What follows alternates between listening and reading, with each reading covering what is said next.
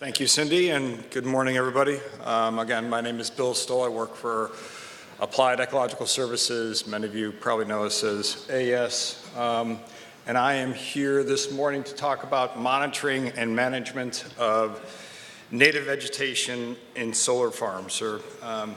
So, monitoring, I'm one of the later speakers. That's because monitoring management is kind of at the end of the whole restoration or native plant installation process. But to do monitoring and management well, you need to start at the beginning. And so you need to start with the end in mind. You need to identify your goals. There's no sense in managing without knowing what your goals are. I know I heard one of the other speakers say that before. So how do you develop goals for a restoration project or native species installation project? Well, you talk to the client, specifically with a solar farm project. You need to know the client's objectives, the project owner's objectives. You need to know the regulatory requirements, and you need to know the stakeholders' desires. So who are the stakeholders? Stakeholders would also, aside from the project owner, the solar farm company that you'd be working for, it would be the landowners, the neighbors, the local community. So all these have input into the project objectives and ultimately the goals. So you need to identify those from the onset. So that starts that's the beginning of the native vegetation installation and management plan process. So the first thing you want to do when you start planning any restoration project, whether it's in a solar farm or elsewhere, you want to assess the current conditions of the site, the vegetation, the soils, the hydrology, the site context. And then you develop your planting plan and your species mixes for that specific site in the different zones that you're going to identify or plan for in that site. And then the first step in actually installing it is site prep, and Jack talked a lot about that. I think Vince talked about that too, but that is critical for any successful native planting or restoration project. And again, I'm talking about maintenance and monitoring. If you want to make your management of a site easier or more successful, you have to do the appropriate site prep. So it's usually herbiciding off all the weeds before you start. There's various ways you can do that. And in a site like a solar farm, the site's going to be disturbed beforehand, so probably a couple herbiciding applications before you start and install any native plants would be appropriate. And then the installation, and then we get to monitoring and managing the site. And you're monitoring and managing the site to achieve the project goals. And again, your species list that Jack talked a lot about, and your planting zones that you identified, that also, you have to keep the project goals in mind when you're developing all those. And a management plan that you develop for any restoration project, and in particular for solar farms, it's really a framework, is what it is. You're identifying the tools, the techniques, and you're giving a framework of when is the most appropriate time, or typically the appropriate time to use those tools. But it's just that, it's a framework. And you have to have an adaptive management approach where you're flexible, and that's why monitoring is there, because you're going to monitor each year, probably multiple times, to assess the conditions and then adjust your management strategy. So this is a project that we helped design in Wisconsin. Our experience with solar farms is that we're doing management, currently management on 4 sites in Minnesota, starting 8 sites in New York, and we're involved in the planning of 2 sites in Wisconsin. This is one of the sites in Wisconsin. This is an early, not a final version. This is not, the project has not been finalized yet. The plans have not been finalized. And this is one of our planting plans.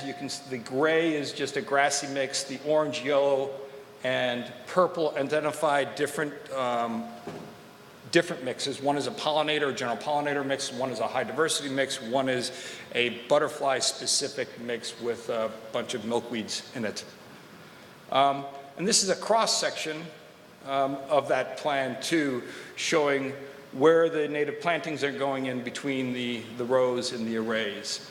So a couple things to note, like other speakers have noted, we have lowered profile mixes here. You may put a higher profile mix along the edge of the property to provide some screening.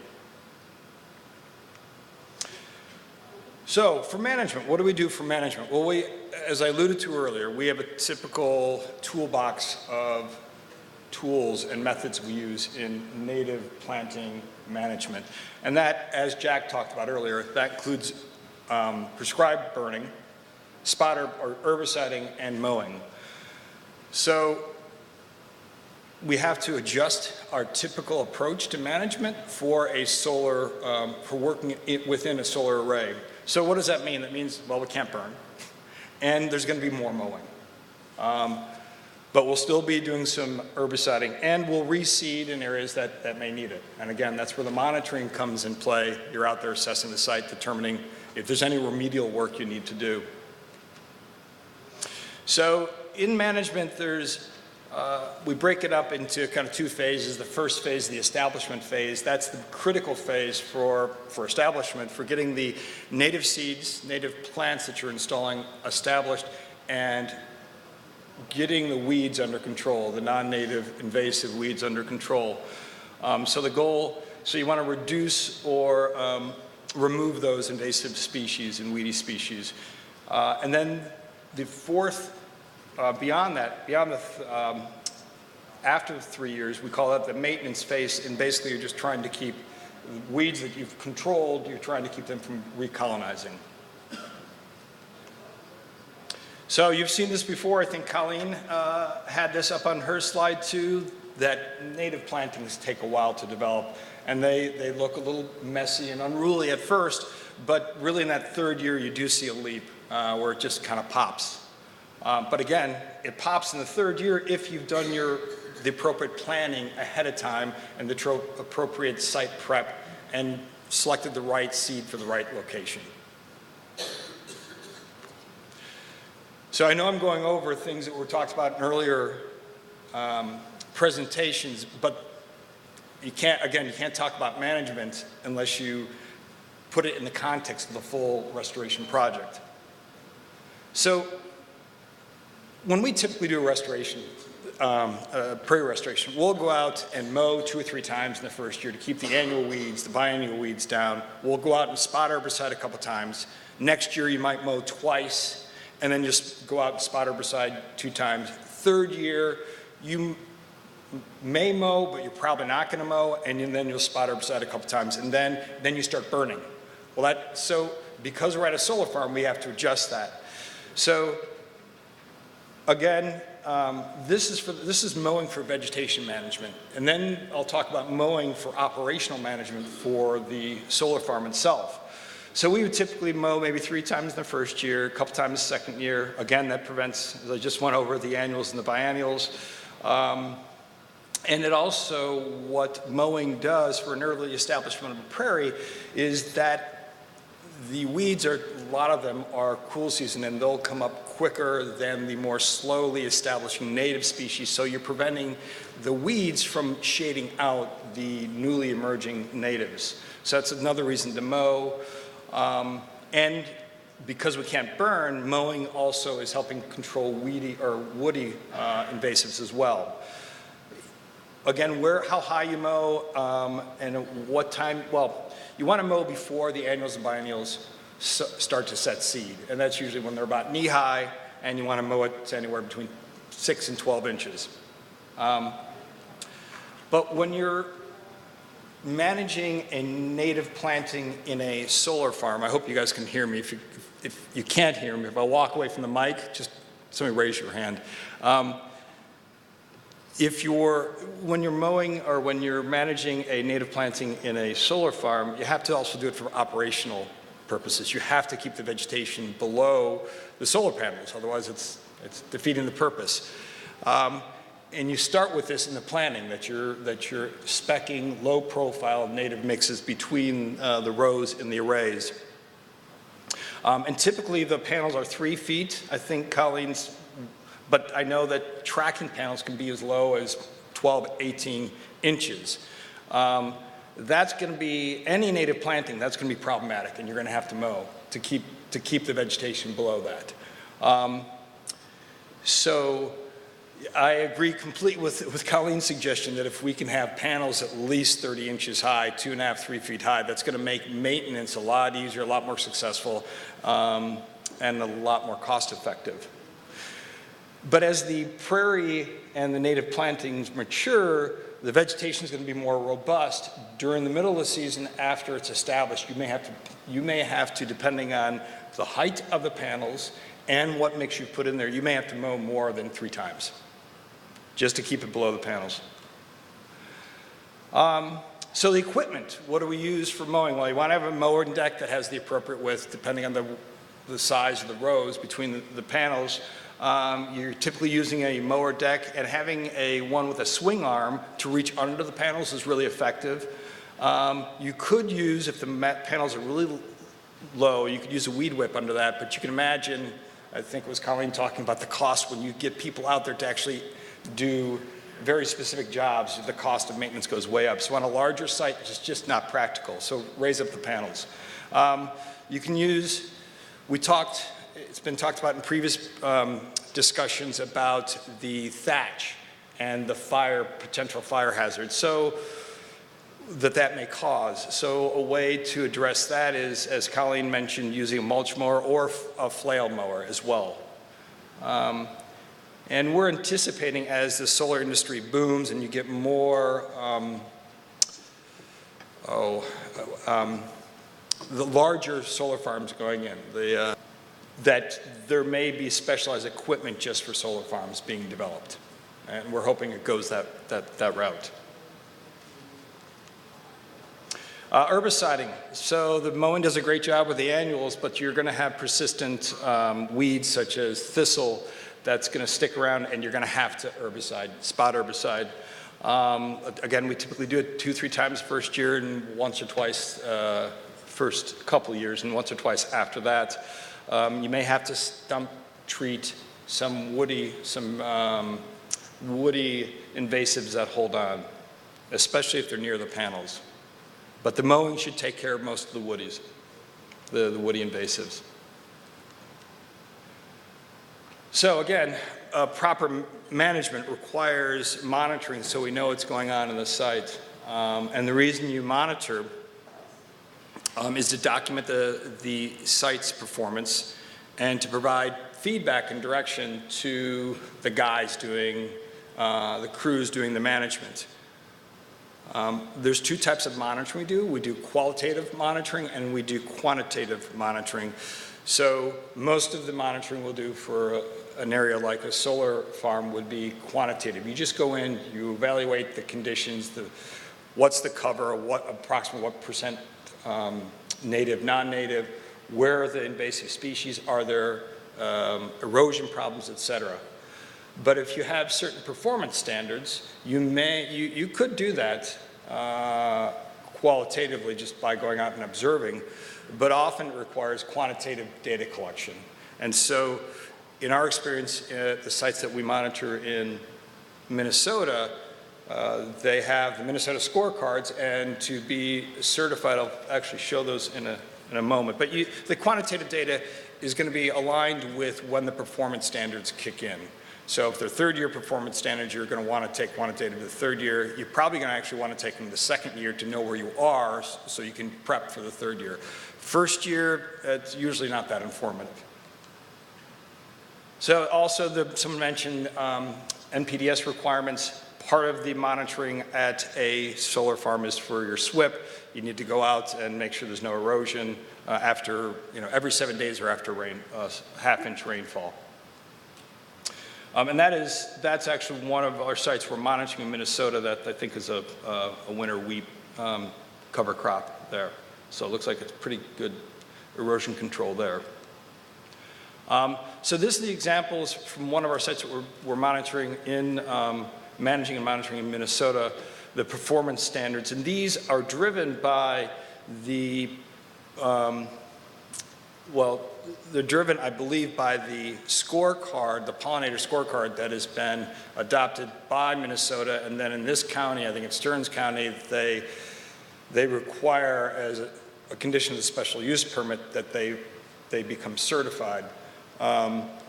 And so these are the performance standards they have met to allow them to meet that certification. You get a certification, Colin, you can correct me if I'm wrong, for planning. If you plan appropriately, there's a scorecard for planning, then there's a scorecard for establishment after 3 years.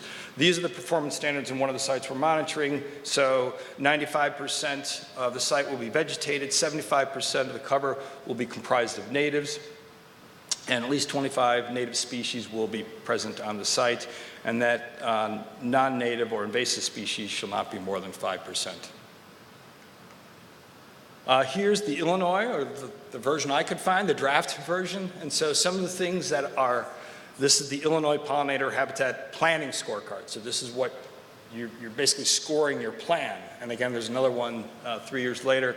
And so some of the things they focus on for these, I think it's easier for me to read it up here, is the flowering plant diversity on the site, the plant diversity in the rows, the percent cover by wildflowers, which actually they don't stick to just natives, but they're still pollinator, good for pollinators. Percent dominated by native species. Do you have seasonal bloom? Let's see, what else do they, is there nearby habitat? Do you have an appropriate management plan? What's your seeding rate, et cetera? So these are some of the things that you need to have in your plan. And then you're scored on that, and your score is high enough, then you become certified. This is in Minnesota, this is the Illinois example, but nobody's requiring this yet, is my understanding. It's all, so, but it's in the works. And this is the Minnesota Establishment Scorecard. So after 3 years, to keep your certification, you need to still meet these standards. And again, it's a lot of the same thing. Percent native cover, percent cover by flowers, diversity of flowers. Do you have it blooming across the season? Are you in the context of other habitat, et cetera? Are you, there's how much, do you have 2% cover of milkweeds for pollinators? Are you using insecticides on site? Things like that. So, so that's my summary of how you manage and monitor and manage a site, a solar farm site that's planted to natives. But stepping back a bit, what are the benefits? And Colleen and others have talked, and Jack have talked about the benefits of using natives in a solar farm setting. And so I wanted to kind of go over that again. So what are the benefits? Well, the benefits are soil benefits, both stability of the soil and fertility of the soil. Water benefits, I think Colleen talked a lot about the deep roots and how it helps infiltrate the water, preventing erosion, recharging groundwater. All those are great benefits. So all those water benefits lead to watershed benefit. Any site downstream, down gradient of this solar farm that's adapted all these practices is going to reap the benefits of the erosion control measures that have been put in place at the solar farm. There's habitat benefits that we talked a lot about for pollinators, for other wildlife, for habitat connectivity. There's biodiversity benefits as well for the vegetation, the insects, the wildlife, and for aquatic life, if you think about it, because you're protecting water quality, so you're protecting aquatic life in the streams down gradient of the site. There are agricultural benefits. Attracts and sustains pollinators if you're in an agricultural area where they have pollinator-dependent crops. There's weed control, there's erosion control, and it's been discussed earlier, added revenue for the farmers, for the owners of this property. It's another revenue source. There's climate benefits as well. You reduce the release of carbon because you're not tilling the soil each year, you're not using fertilizers. You're sequestering carbon because you're building organic matter in the soil, and that's helping retain, absorb, if you will, carbon. And you're reducing carbon emissions because ideally the solar farm's replacing energy that's being produced by burning fossil fuels. So it's a climate win-win situation all around. And the aesthetics, it's attractive to the property owners, the neighbors, the community. That's another benefit. And what I didn't talk about at all was, well, I did mention it once, was screening. So you can do some creative ways of maybe putting in some screening around the edges, using the higher vegetation because you're no longer in the arrays of the panels, and or native shrubs and trees. And out of these larger benefits grow client benefits. So when you establish native vegetation in these solar farms, you get stakeholder acceptance. Because they're more attractive and they have all these benefits, you get buy-in from the property owners that would be leasing the property. The neighbors are more likely to accept this, the local communities, and the local government. And as a result, it's going to streamline the permitting process.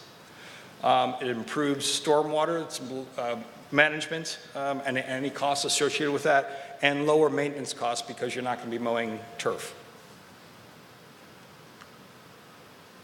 So that is my presentation. Again, my name is Bill Stoll from Applied Ecological Services. We've been in business for 40 years, started in Wisconsin. That's where our headquarters is. Most of our work has been in the Chicago area over those 40 years. We do everything from start to finish in ecological restoration consulting. We do the permitting, the planning, the design, the installation, the maintenance, the monitoring, research, et cetera. I'm sure most of you have heard of us, but I'm happy to take any questions.